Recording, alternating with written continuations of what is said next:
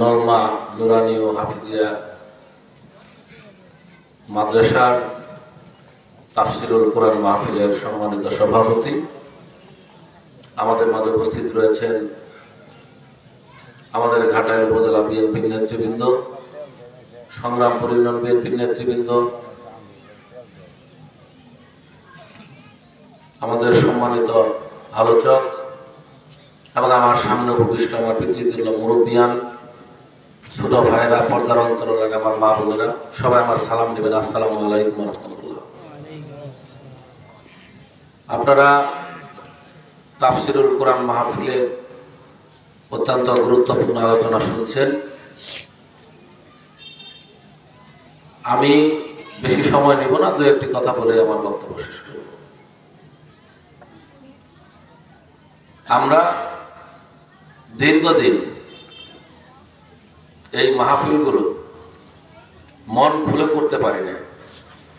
আমি যখন ওই রাস্তায় দাঁড়ানো আসতেছিলাম, হুজুরের বক্তব্য শুনছিলাম, উনিও মনে হয় 2 বার জেল রিমান্ডে ছিলেন, না শুনছিলাম।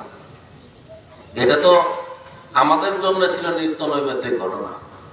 আমরা যারা বিএনপি করি, এদেশের গণতন্ত্রের জন্য, দুর্নীতি দুঃশাসনের বিরুদ্ধে আমরা যারা আন্দোলন সংগ্রাম করে রাজপথে ছিলাম, আমাদের জন্য এটা নিত্য নৈমিত্তিক ছিল। সরকার আমাদের বিরুদ্ধে আমাদেরকে দমন নিপীড়ন করেছে। আমি অনেক মামলার আসামি, দীর্ঘ সময় বারবার কারাগারে ছিলাম। এই যে দ্বিতীয় স্বাধীনতার আগের মাসে, জুন মাসের 1 তারিখে সম্ভবত আমি কিন্তু কারাগার থেকে বের হয়েছি। তো এই একটা আমাদের একটা ইসলাম, যে রাষ্ট্রে 90% মানুষ মুসলমান, সেই রাষ্ট্রে শুধু ধর্মের কথা বলার জন্য, কোরআনের মাহফিল কথা করার জন্য, কোরআনের কথা বলার জন্য, নবীর সুন্নতের আলোচনা করার জন্য, সঠিক পথে ইসলামিক ধারায় জীবন পরিচালনা করার, কোরআন কি বলেছে আমাদের জন্য, এই যে কথাগুলা আমাদের ইসলামী চিন্তাবিদগুলো আমাদের যারা আছেন ওনারা আমাদেরকে বলেন, এই কথাগুলো বলার জন্যও কিন্তু এইরকম মাহফিলের পেছন থেকে এসে পুলিশ ডাক দিলে যে হুজুর উঠে নিয়ে থানায়, তারপরে জেলে। আমার সাথে আমি যখন কারাগারে ছিলাম, শেষ সময়ে যখন কারাগারে ছিলাম, তখনও অনেক ইসলামী বক্তা ওনারাও কারাগারে ছিলেন। একসাথে প্রিজন ভ্যানে করে কোর্টে আসতাম, জেলখানায়ও থাকতাম। তা আমাদের তো ধরেন জেল খাটতে খাটতে একটা মোটামুটি একটা অভ্যাস ছিল। কিন্তু যারা ইসলামী চিন্তাবিদ, ওনারা যারা বয়ান করেন, ধর্মের কথা বলেন, ওনারা তো আসলে এই বিষয়ে অভ্যস্ত না, তাই না? ওনাদের যে কান্না, ওনাদের যে নামাজ পড়ে যে কান্নাকাটি করেছেন, কোরআন পড়ে সারাদিন এই জেলখানার ভেতরে কান্নায় আকাশ বাতাস ভারী হয়ে যেত। তো এই যে জুলুম, এই যে নির্যাতন, এই জুলুম নির্যাতনের পরে আল্লাহর আরশ থেকেই কিন্তু জুলুমের বিরুদ্ধে এই যে বিদায় হলো, দেশ থেকে পালিয়ে যাইতে হলো। এটা তো আমরাও তো 15 বছর আন্দোলন সংগ্রাম করলাম, আমাদের অনেক নেতাকর্মী জীবন দিল, আমরা জেল কাটলাম। কিন্তু আল্লাহর একটা বিশেষ রহমত, এই আল্লাহর এই জুলুমের প্রতি আল্লাহ যে গজব নাযিল করলো এই যে ওদের উপর, তারা দেশ থেকে পালিয়ে যেতে বাধ্য হলো। এই তো এখন আমরা মন খুলে কোরআনের মাহফিল করতে পারি, আমরাও একটু কথা বলতে পারি, আপনাদের কাছে আসতে পারি। আগে তো আসতেই পারি নাই, এখন আসতে পারি। আমরা মনে করি যে এই মাহফিলগুলো যেন সুন্দরভাবে হয়, এবং আমাদের দায়িত্ব হচ্ছে রাজনৈতিক কর্মী হিসেবে আমরা এই মাহফিল, এই কোরআনের মাহফিলগুলো আমরা পৃষ্ঠপোষকতা করতে চাই। আমরা চাই যে আমরা যারা, আমি ঢাকা বিশ্ববিদ্যালয়ে পড়াশোনা করেছি, উকালতি পাশ করেছি, অনেক পড়াশোনাই করেছি, কিন্তু আমারও তো ইসলামিক জ্ঞান খুব কম, যেহেতু ইসলামী পড়াশোনা আমি করি নাই। তো আমাদেরও যদি এই মাহফিলগুলো শুনতে পারি, প্রত্যেকটা মানুষের জীবন বিধান তো কোরআন, একটা রাষ্ট্র যেমন সংবিধানের মাধ্যমে পরিচালিত হয়, তা মানুষ মুসলমানের জীবন কিন্তু পরিচালিত হওয়ার কথা কোরআনের অনুযায়ী। কোরআন যেভাবে আমার ব্যবসা করতে বলছে, যেভাবে রাজনীতি করতে বলছে, যেভাবে সংসার পরিচালনা করতেছে, সবই তো আছে। আমি বাংলা পড়ি, আমি আরবির বাংলা, সরাসরি বাংলা কোরআন পড়ি, যেহেতু এখানে সব বলা আছে। তো সেটা মানার জন্য আমরা যারা অনেকে পড়তেও পারি না, তো এই যে বয়ানগুলো আমরা যদি শুনতে পারি, আমরা তো অন্তত এইটুকু থেকে আমাদের জীবনকে রক্ষা করতে পারি, আমাদের সবকিছু পরিচালনা করতে পারি। তো সেই ক্ষেত্রে আমি মনে করি যে আমরা সমাজের সকল শ্রেণী পেশার মানুষ, সকল ধর্মের মানুষ, একটা রাষ্ট্র তো শুধু এক ধর্মের মানুষ বাস করে না, সকল ধর্মের মানুষ, সকল শ্রেণী পেশার মানুষ মিলে আমরা যেন আমাদের যার যার ধর্ম, আমার ধর্ম ইসলামিক যে মূল্যবোধ, যে চেতনা, সেটা ধারণ করে ইমানের সাথে আমরা যাতে সমাজে বসবাস করি। সেই ক্ষেত্রে সবচাইতে বড় দায়িত্ব আমাদেরই।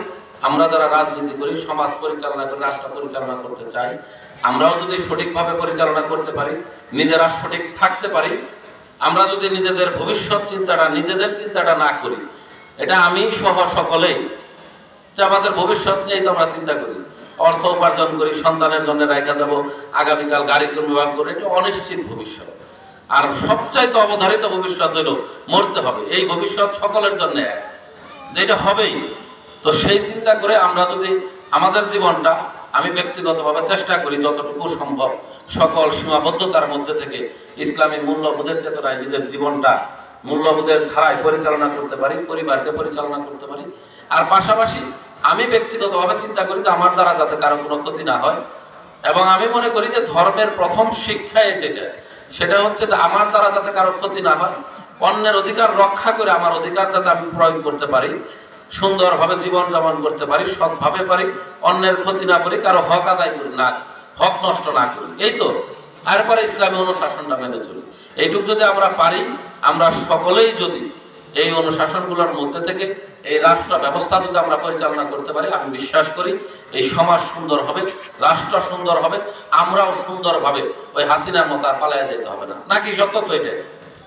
তো এই জন্যে আমি আপনাদের কাছে অনুরোধ করব যে যে 2000 ছাত্র জনতার রক্ত, আমাদের বিএনপির হাজার হাজার নেতাকর্মীর এই যে দীর্ঘদিনের আন্দোলন সংগ্রাম কারাগার, এরপরে আমরা যে একটা নতুন বাংলাদেশ পেলাম, এই বাংলাদেশটা যেন আমরা রক্ষা করতে পারি। এই স্বাধীনতা অর্জনের চেয়ে স্বাধীনতা রক্ষা করা কিন্তু কঠিন। এই যে অর্জন, এই অর্জনটা ধ্বংস করার জন্য, এই অর্জনটা নষ্ট করার জন্য কিন্তু বহু শক্তি, ষড়যন্ত্র দিনের পর দিন হইতেছে। আচ্ছা, এই যে ঘাটালে তো আপনারা না করি, এই যে ইন্ডিয়া থেকে টিভিতে দেখাইতেছে হিন্দু বাড়ি ঘর বাইরে ফেলছে, হয়েছে বাংলাদেশে কিছু, আপনারা ঘাটাল শুনছেন? কিন্তু কেন এগুলা হচ্ছে?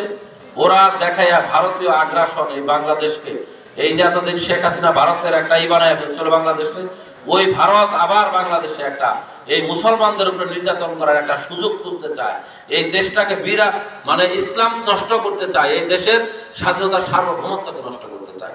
তো সেইটাকে রক্ষা করতে হলে আমরা সকলে মিলে আগামী দিনে যদি সুন্দর একটা গণতান্ত্রিক সরকার প্রতিষ্ঠা করতে পারি, এই দেশটাকে যদি আমরা সকলে মিলে, সকল দল, ইসলামী দল, বিএনপি, আরো যত দল আছে, সকলে মিলে একটা জায়গায় যদি আমরা সঠিকভাবে এই দেশটার হাল ধরতে পারি, আমি বিশ্বাস করি দেশ সুন্দর থাকবে, সমাজ সুন্দর থাকবে, আমরা এই শান্তিপূর্ণ পরিবেশে আগামী দিনে বসবাস করতে পারবো।